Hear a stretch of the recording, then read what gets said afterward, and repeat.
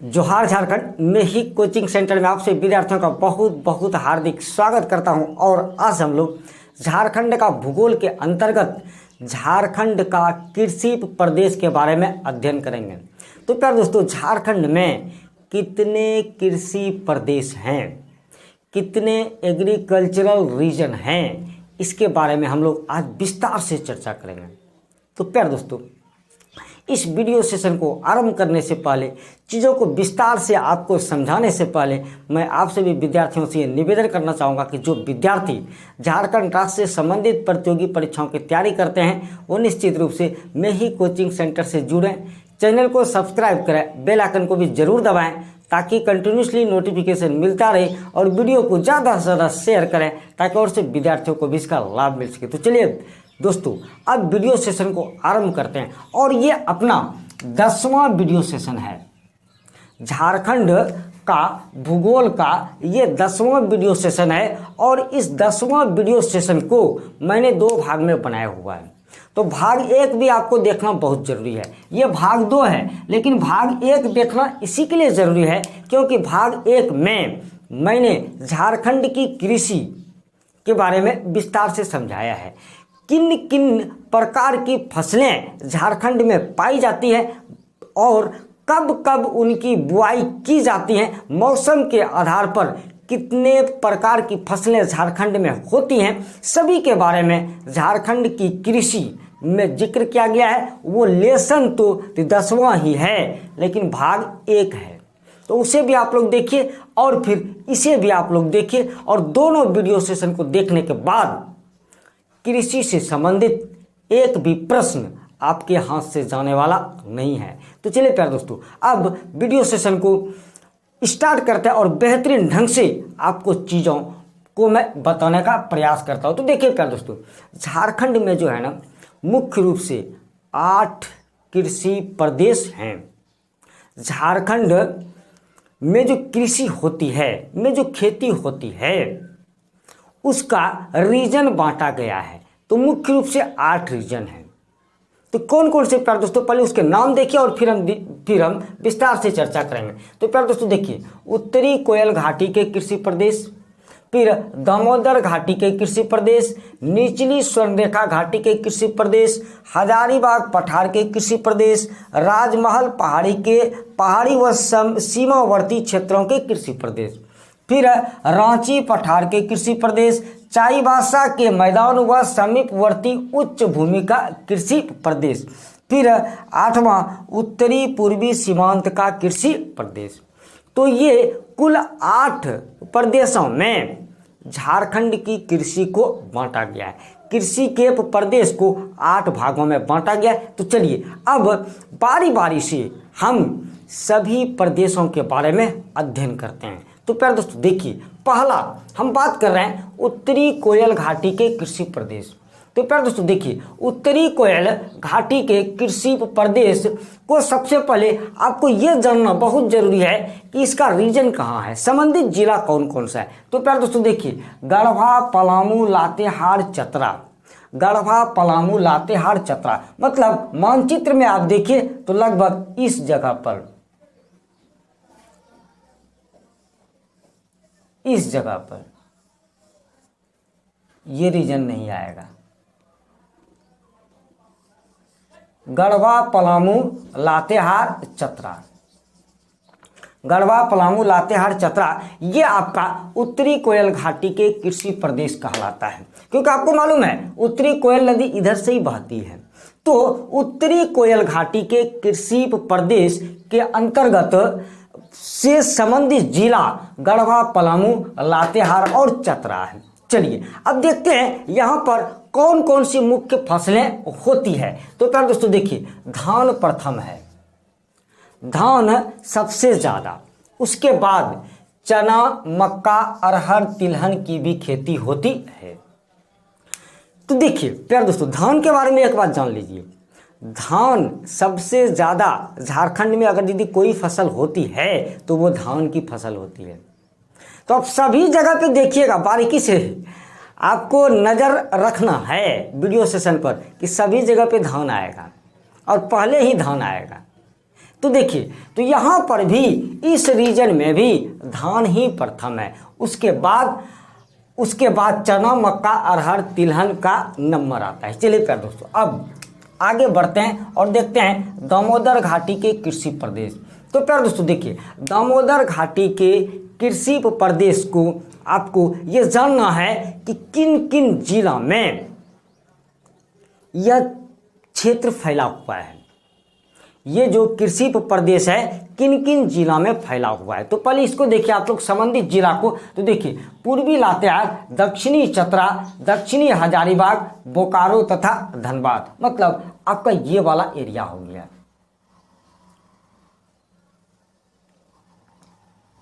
ये वाला लगभग एरिया देखिए क्या दोस्तों, ये वाला एरिया, ये कौन सा एरिया है प्यारे दोस्तों?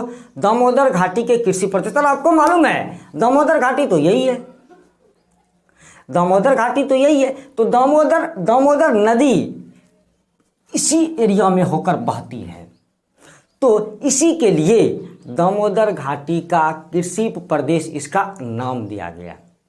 चलिए प्यारे दोस्तों, अब और भी चीजों को समझिए। तो यहां पर किन किन चीजों की फसलें, अब किन किन फसलों की खेती होती है प्यारे दोस्तों? यहां भी धान ही प्रथम है, उसके बाद मक्का, दलहन, तिलहन। देख लीजिए, दामोदर घाटी के कृषि प्रदेश में भी धान ही प्रथम है, उसके बाद मक्का, दलहन, तिलहन का नंबर आता है। तो आप चीजों को देख पा रहे हैं होंगे कि सभी जगह धान प्रथम, धान प्रथम, धान प्रथम।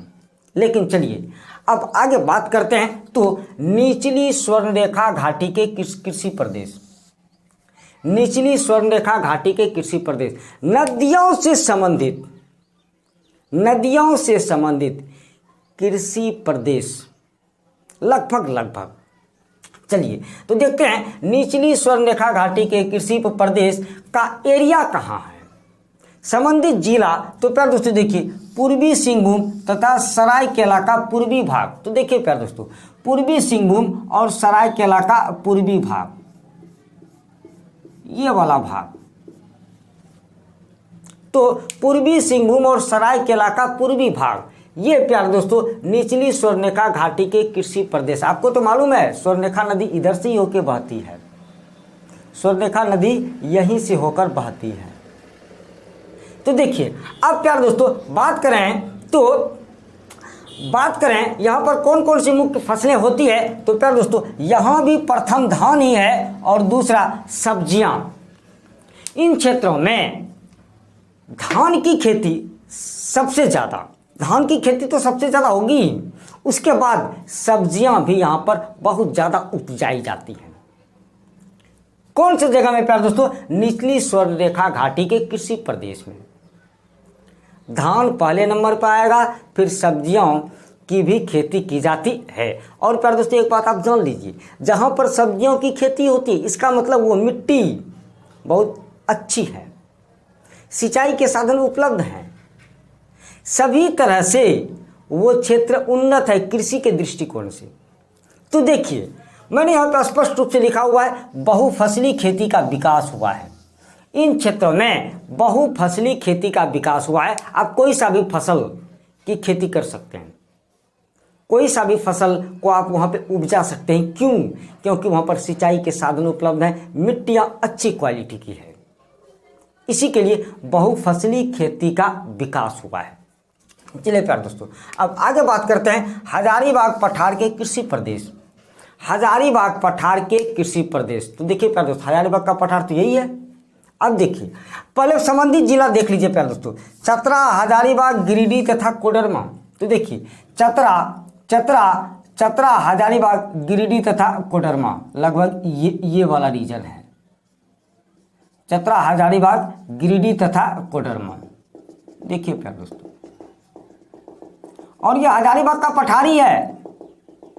आप झारखंड के धरातलीय स्वरूप में इन चीज़ों को बहुत ही बेहतरीन ढंग से देख चुके हैं। ये हजारीबाग का पठार है। हजारीबाग का पठार दो भागों में है, ऊपरी हजारीबाग पठार और निचली हजारीबाग पठार। तो ओवरऑल मिला के यहाँ पे बात किया जा रहा है कि हजारीबाग पठार के कृषि प्रदेश। तो देखिए प्यारे दोस्तों, इसका एरिया चतरा, हजारीबाग, गिरिडीह तथा कोडरमा में है, मैंने वहाँ पे मार्क किया हुआ। उसके बाद देखिए यहाँ पर क्या है, धान, मक्का तथा रागी की खेती की जाती है। यहाँ भी धान प्रथम ही है, धान तो प्रथम होगा ही होगा, तो यहाँ भी धान प्रथम है। उसके बाद प्यारे दोस्तों मक्का तथा रागी की भी खेती की जाती है इन जगहों पर। लेकिन एक बात और इसके बारे में, तो प्यारे दोस्तों कृषि कार्यों का सीमित विकास हुआ है इस जगह पर, मतलब बहुत ज़्यादा विकास नहीं हो पाया है कृषि कार्यों का। हजारीबाग पठार के कृषि प्रदेश में कृषि कार्यों का सीमित विकास हुआ है, बहुत ज़्यादा विकास नहीं हो पाया है। इन चीज़ों को आपको जानने की बहुत आवश्यकता है। चलिए प्यारे दोस्तों अब आगे बात करते हैं राजमहल पहाड़ी व सीमावर्ती क्षेत्रों के कृषि प्रदेश। अब बात करते हैं राजमहल पहाड़ी में। अब आ जाइए, अब राजमहल पहाड़ी मतलब संथाल परगना का एरिया लगभग। चलिए तो देखते हैं राजमहल पहाड़ी व सीमावर्ती क्षेत्रों के कृषि प्रदेश में। देखिए इसमें कौन कौन सा संबंधित जिला है प्यारे दोस्तों, पहले इन चीज़ों को देखिए आप। दक्षिणी साहिबगंज, दक्षिणी पाकुड़, गोड्डा, दुमका, देवघर तथा जामताड़ा। मतलब आप इन जगहों को छोड़ दीजिए, इधर पूर्वी जगहों को, और आप इस तरफ में आ जाइए, इस तरफ में। यही लगभग आप समझ लीजिए प्यारे दोस्तों। तो ये कौन सा एरिया हो गया प्यारे दोस्तों, ये राजमहल पहाड़ी व सीमावर्ती क्षेत्रों के कृषि प्रदेश हो गया। तो इसमें मुख्य रूप से धान प्रथम है और अन्य फसलों की भी खेती की जाती है, लेकिन धान प्रथम है। तो आप देख पा रहे होंगे धान प्रथम धान प्रथम ही आ रहा है। चलिए प्यारे दोस्तों अब आपने राजमहल पहाड़ी व सीमावर्ती क्षेत्रों के कृषि प्रदेश को भी देख लिया। अब छठा नंबर रांची पठार के कृषि प्रदेश। तो प्यारे दोस्तों देखिए पहले इसका आप लोग एरिया को देख लीजिए। तो प्यारे दोस्तों देखिए रांची, पूर्वी लातेहार, गुमला तथा सिमडेगा, मतलब आप समझ जाइए। तो ये वाला एरिया जो है आपका, ये वाला एरिया आपका, ये एरिया आपका रांची पठार के कृषि प्रदेश के अंतर्गत आता है। मतलब रांची का पठार तो है ही, और आपका पाट क्षेत्र का भी कुछ एरिया आ जाता है यहाँ पर। तो देखिए और उसके बाद गुमला और सिमडेगा भी आता है प्यारे दोस्तों, गुमला और सिमडेगा भी आता है। आप इसको भी यहाँ भी कवर कीजिए आप। तो ये एरिया तो बहुत बड़ा हो गया प्यारे दोस्तों। देखिए आप यहाँ तक आ जाइए, गुमला और सिमडेगा भी है। चलिए देखिए अब बात करते हैं इसके बारे में, बात करते हैं प्यारे दोस्तों। देखिए यहां पर सब्जियां प्रमुख है, सब्जियों की खेती बहुत होती है। लेकिन अभी धान को आप भूलिए मत, सब्जियों की खेती तो होती ही है, लेकिन दोन भूमि पर, मतलब ऊंची वाली भूमि पर धान की खेती प्रथम होती है। देख लीजिए आप, ऊंची भूमि पर धान की खेती होती है और टार भूमि पर, नीची भूमि पर रागी, तिलहन, दलहन, फल आदि की खेती होती है। देख लीजिए आप, निचली भूमि पर रागी, तिलहन, दलहन, फल आदि की खेती होती है, और धान ऊंची भूमि पर, मतलब दोन भूमि पर होती है। तो आपने देख लिया। और सब्जियां तो प्रमुखता से सभी जगह उगाई ही जाती है। रांची एरिया, आप जब रांची एरिया जाइएगा ना तो वहाँ पर सब्जियाँ बहुत ज़्यादा उपजाई जाती हैं। चलिए प्यारे दोस्तों अब आपने चीज़ों को समझ लिया। अब बात करते हैं हम लोग चाईबासा के मैदान व समीपवर्ती उच्च भूमि का कृषि प्रदेश। अब चाईबासा के मैदान तरफ आ जाइए। मतलब अब आप पश्चिमी सिंहभूम के एरिया तरफ आइए प्यारे दोस्तों। तो देखिए क्या है इसका एरिया, पहले संबंधित एरिया देखिए। पश्चिमी सिंहभूम तथा पूर्वी सरायकेला, मैंने तो कहा ही था पश्चिमी सिंहभूम तथा पूर्वी सरायकेला। तो देखिए प्यारे दोस्तों यही है आपका एरिया, पश्चिमी सिंहभूम तथा ये जो एरिया जो गया आपका, ये वाला एरिया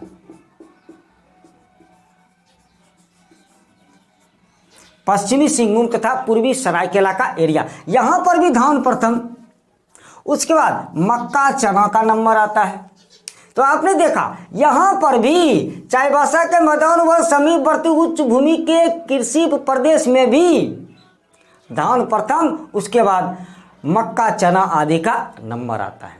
चलिए प्यारे दोस्तों, अब अंतिम देखते हैं हम लोग उत्तरी पूर्वी सीमांत का कृषि प्रदेश, सबसे ज़्यादा उन्नत, सबसे ज़्यादा विकसित कृषि प्रदेश।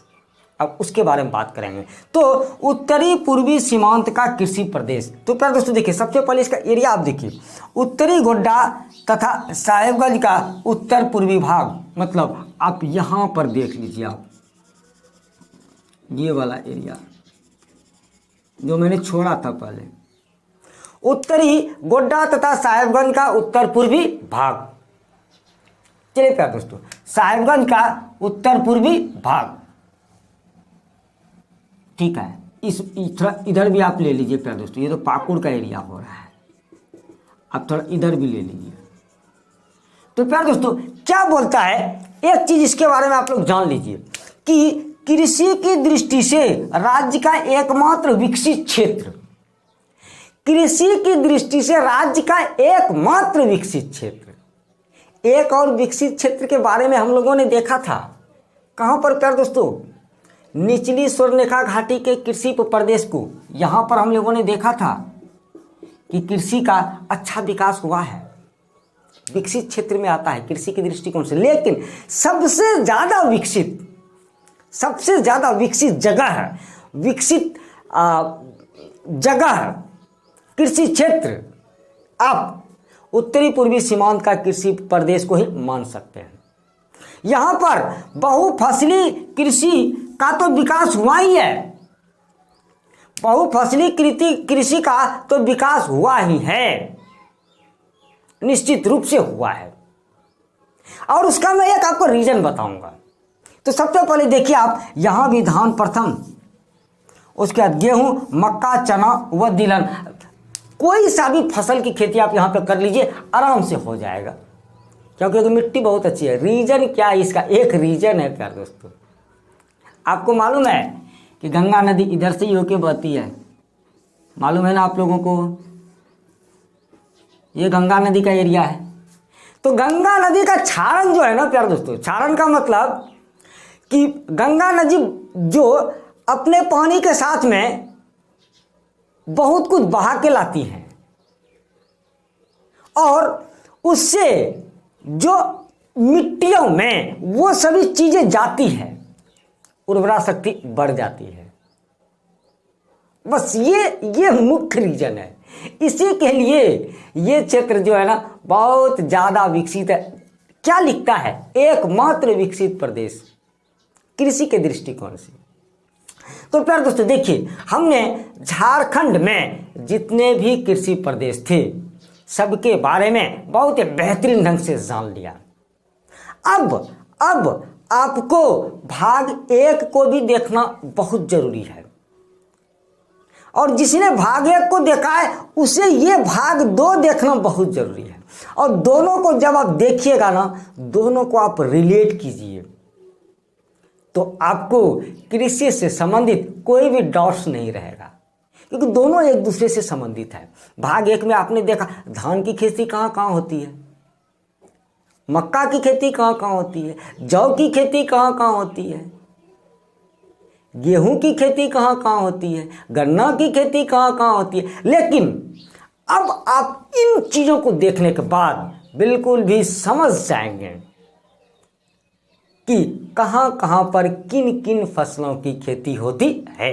तो प्यारे दोस्तों, उम्मीद करूंगा ये वीडियो सेशन आपको बहुत अच्छा लगा होगा, और 11वां नंबर वीडियो सेशन भी देखना है आपको, अभी बहुत जल्द आने वाला है, अपलोड होने वाला है। और उस 11वां नंबर वीडियो सेशन में, 11वां नंबर लेक्चर में, 11वां नंबर में आपको सिंचाई से संबंधित सभी जानकारियां दी जाएंगी। और प्यारे दोस्तों, इस चैनल की तो एक खूबसूरती है कि यहाँ पर चीज़ों को बेहतरीन ढंग से समझाया भी जाता है और डिस्क्रिप्शन में नोट्स भी डाल दिया जाता है, ताकि आप किसी और टीचर को नोट्स के पैसे मत दो। नोट्स के पैसे क्यों देना भाई, आप YouTube चैनल तो देख ही रहे हो, उसको तो पैसा मिल ही रहा है, आप देख रहे हो उसको पैसा मिल रहा है, तो फिर नोट्स के पैसे क्यों? ये तो ठगने की बात हो गई। आज शिक्षक दिवस भी है और शिक्षक दिवस पर सभी शिक्षकों को बहुत बहुत हार्दिक शुभकामनाएं सबसे पहले मैं देना चाहता हूँ, बहुत बहुत हार्दिक शुभकामनाएं। और उसके बाद शिक्षक अपनी भूमिका को बहुत ही बेहतरीन ढंग से निभाएं, विद्यार्थी का और गुरुजनों का संबंध किस तरीके से और ज़्यादा प्रगाढ़ हो, इसके लिए सभी शिक्षकों को चिंतन करना चाहिए, चिंतन करें। तो प्यारे दोस्तों, चलिए अब इस वीडियो सेशन को बिल्कुल भी लंबा खींचने का मन नहीं है। उम्मीद करूंगा सारी बातें आपको समझ में आ गई होंगी। आपके उज्जवल भविष्य की कामना करता हूं, आप अपने लक्ष्य की प्राप्ति में जरूर सफल हो, ईश्वर से प्रार्थना करता हूं। जिन विद्यार्थी ने इस वीडियो को देखा, बहुत बहुत धन्यवाद देता हूं। जय हिंद, जय झारखंड।